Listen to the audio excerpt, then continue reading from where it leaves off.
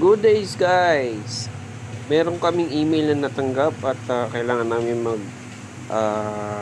inspeksyon ng aming retainer sa aming rocker arm.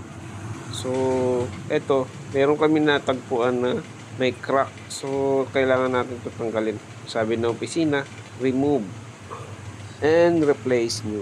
Etong retainer na to ay hindi matatanggal ng mano-mano. So, kailangan natin gumamit ng special tools. At siya naman yung magsisilbing taga-push ng spring kasi malaki ang pressure ng spring ng retainer.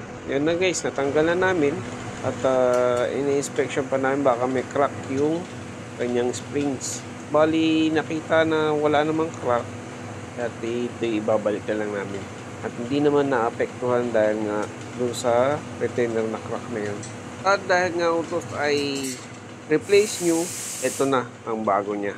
At buti na lang marami tayong reserva niyan sa barko. Pagkatapos ilagay ang ating retainer, lalagyan ng konting langis yung ibabaw ng spindle. Yung puldok na yun na nasa gitna. Yan. Yan ay langis. And saka naman ipapatong ang valve yoke. Kapag ang langis ay kumalat, ibig sabihin ay okay ang lapat ng valve yoke. Ayan guys, pansin nyo. Di ba kumalat siya? Yan ay okay. So gagawin ulit natin yan doon sa kabilang part. Meron kasing lubricant na dumadaan dyan sa valve yoke na yan na nanggagaling din sa rocker arm. Yan ay para maiwasan ang pagkikis-kisa ng bakal sa bakal.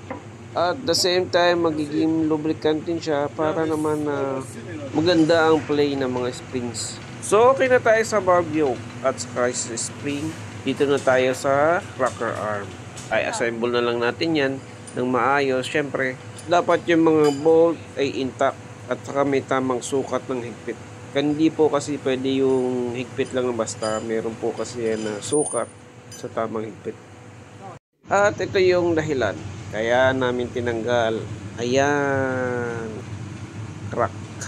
Ayun guys, tapos na natin ilagay yung rocker arm niya. At ito ay paanda rin na lang yung lubricant and then tappet clearance na rin yan. So, titingnan natin kung may leaking yan. Kung wala naman, ay okay na.